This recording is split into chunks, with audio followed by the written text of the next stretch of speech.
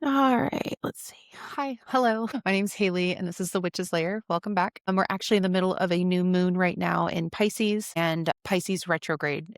Sorry, excuse me. Mercury's retrograde in Pisces ends tomorrow. So, really good stuff. Love to see it. Pisces has had me by the throat this whole Pisces season. It was primarily in a Pisces stellium. And if you listened and watched the last podcast, we talked about what stellium meant, but just in case you didn't haven't yet, whatever. Stellium means that a planet, more than three planets, and are sitting together in a sign. So we had at one point it was the Sun, Mercury, Venus, and Mars, and then we ended up with the Moon in it twice.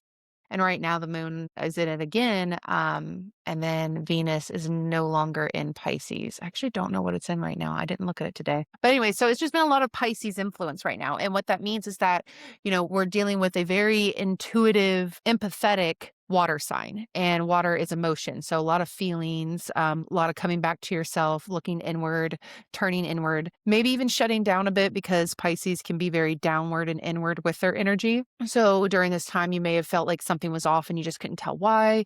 You weren't feeling like yourself, too many thoughts, too many thoughts, primarily too many emotions. I bet it was really driving Virgos crazy lately. I actually need to check in with a Virgo or two and ask them how they are doing. I actually know how one is doing in particular, so it checks out. But yeah, so we've just been very, very deep in the waters of Pisces and very introspective. And now that we're coming out of it, it's now getting towards Aries season, which is going to be this Saturday. Praise be. We're going to be, it's tomorrow's the 20th. Oh, it's actually tomorrow. Tomorrow. And with the retrograde ending and we're stepping into Aries season, it's just very breath of fresh air. I look forward to Aries season because I'm like, finally, divine light. Aries is ruled by Mars, a fire sign, and it's very direct. It's very full of energy and it wants to go and do and dominate and get shit done. And after being in the waters of freaking Pisces, where you're just like, meh, it's like, finally, I'm coming up for air out of the Pisces water and we're coming up for air and going into Mars. So really, really looking forward to it. We're also stepping into what this podcast is going to be about, which is Ostara, the Spring Equinox, or if you are of the Druidic path, it's pronounced as Alban Eilir. And I'm butchering that, and I am so sorry. Please don't come for me. Cast against me. I love you so much, and I try really hard, and I don't have a mentor, so I'm working on it. But anyways, so we're going to be talking about Ostara, which we are stepping into the spring equinox this Saturday, and I'm really excited about it just because, as we're stepping into the energy of the spring equinox, again, also known as Ostara by many traditional pagans of the northern hemisphere, it means the light of the earth. That's what the big one is with this one, the light of the earth. And this is the moment where day and night stand in perfect balance, equal, measured, and held. So it's important to understand that this is about balance. It's not about destination. It's a threshold type Sabbath, is how I see it. It's the pause before everything begins to move. So because of this, point forward, the light grows stronger, the days stretch longer, and life doesn't just return, it rises. And that's what I really love about Aries energy. If you look, because Aries and the spring equinox really go hand in hand. But when you look at a lot of the correspondences that talk about Aries energy, one of my favorites that I recently found out about and studied was dandelions. When you look at them break through their seed, Ostara, breaking through their seed, and as they come, when they first come out as a microgreen, as a sprout, we're not just yet a microgreen, but when it first peeks out, it goes up and it curls in, and it looks like a ram's horn, or the Aries symbol, and the Aries symbol is looks like a V with little curled ends, like a ram's horns, and how they curl. So I really love, looking at it as a way of energy rising up, with all that we've learned in the Sabbats, Yule from Beltane, going through Yule. It's all about turning inward and letting the darkness teach us something and reflection and then looking in. And so now we're coming out of the darkness and we're moving forward and we're launching that energy. And that's really exciting to finally be able to let's get up and go. And that's why I look so forward to Aries season and the spring equinox, because it's like, all right, I'm done. I'm done reflecting. I don't want to reflect anymore. Let's do some shit, And we're looking at the correspondences of the season. You can feel the energy has been reflective. And that's what we have done. And even right now, you're still doing a little bit of reflection, but not in a way of we're healing. It's more of okay, we've gone through it. We learned what we learned. How are we going to use it and move forward? What's the life that we want? What's the energy we want? Where are we going to be going towards now? And again, threshold. We're in the in between here, in between. So the colors associated with Ostara are soft pastels, pink, purple, yellow, green, mirroring the gentle awakening of the earth after the winter's stillness. It's very Easter. The element is air, carrying freshness, breath, and new perspective. The first inhale after a long exhale. And again, that just like I said, Pisces going into Aries, coming out of, the water and inhaling for the first time. And if you ever get the chance to, and you're in a windy place, cleanse yourself. I always say cleanse with the air element. The air element can be a little chaotic to me, but in the best ways, where it's like, let's actually do something here.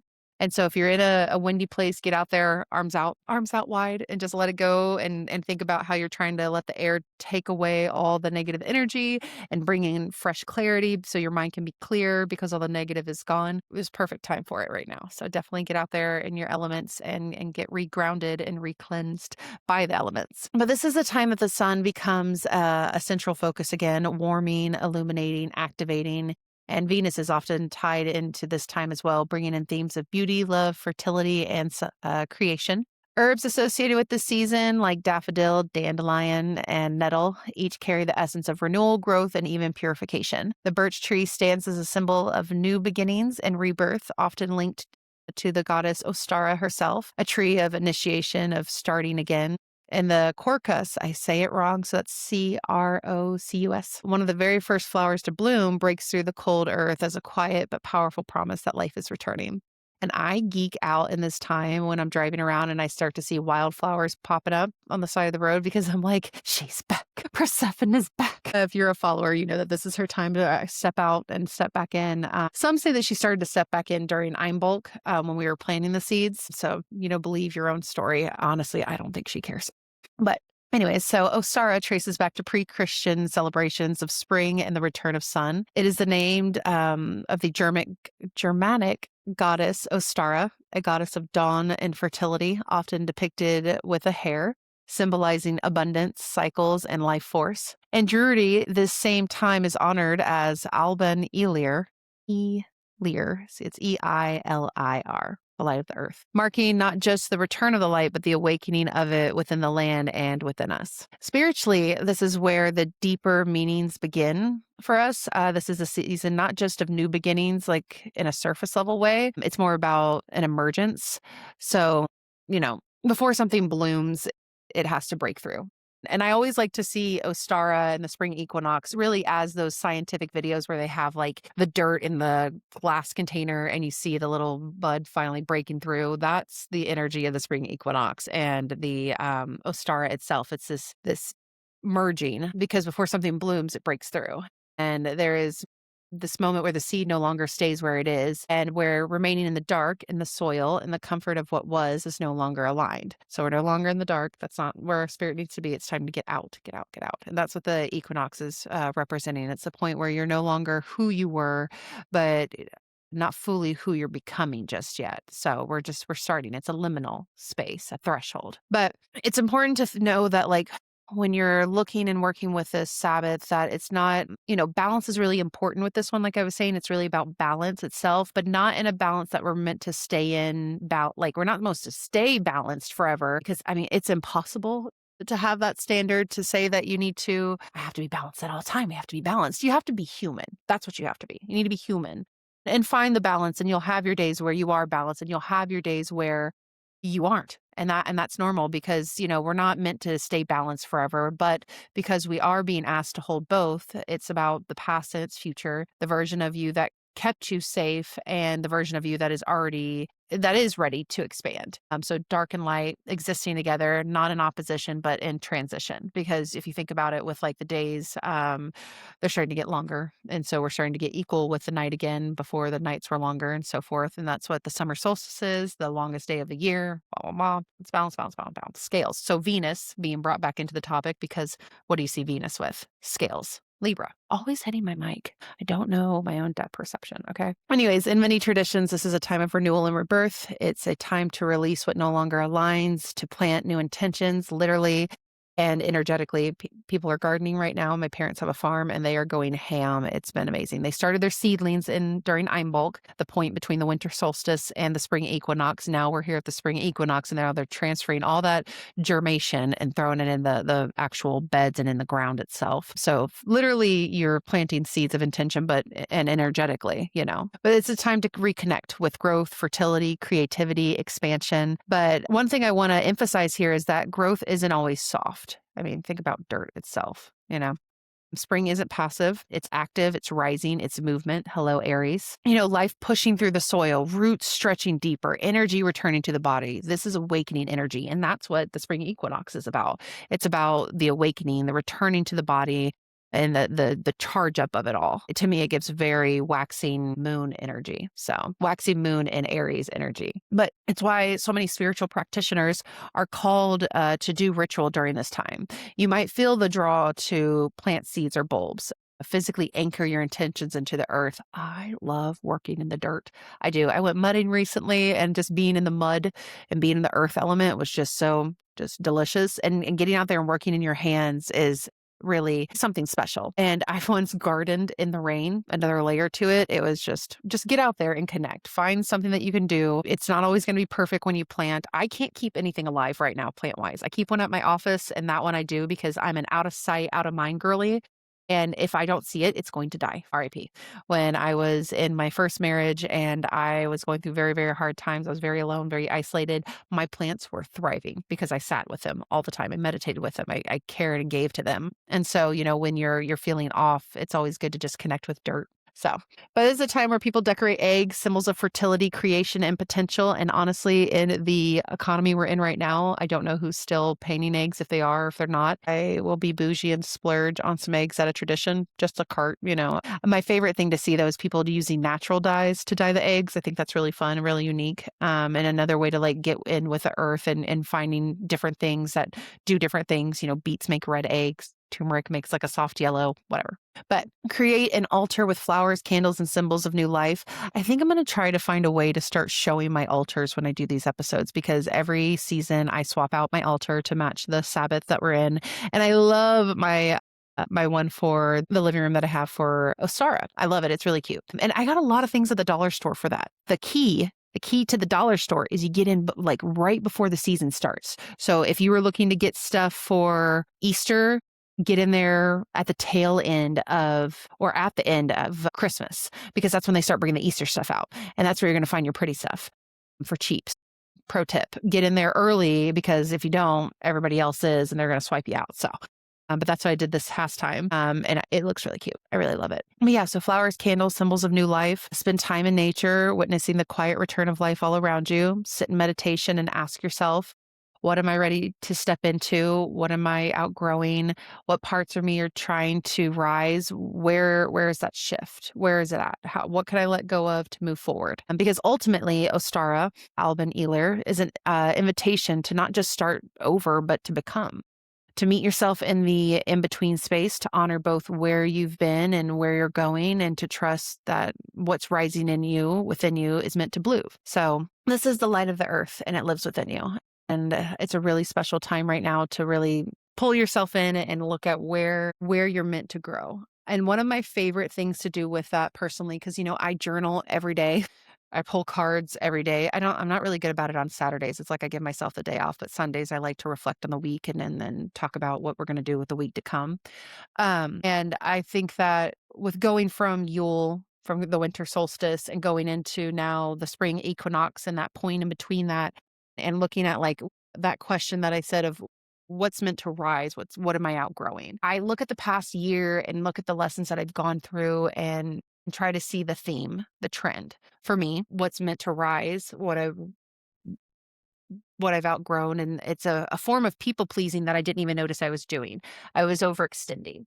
I was giving so much into people and not giving into myself that it really left me in the dust. I actually looked at it, and platonic and romantic relationships, 7 of them last year blew up for me. More platonic than romantic. But because I'm a people person. I really am. I'm a big people person. I love humans. I enjoy them, especially those ones that, it just hits when you hit, and then things get muddied up somewhere in the mix. But I navigate, and I talked to my therapist about this, okay? I navigate through experience. I heal through experience. So I don't stay long. I don't stay down long at all. And it's very confusing to people who don't get that process, who don't understand what that's like to be able to go, this happened. It fucking sucked. I hated it. Fuck it. I'm moving on. Because all you can do is move forward. All you can do is continue to let your train go north, and move. And the sun is going to rise and you're going to try again. And for me, knowing that I'm outgrowing this requirement of people of fighting and giving, and knowing that, like, I don't have to give for people to be around.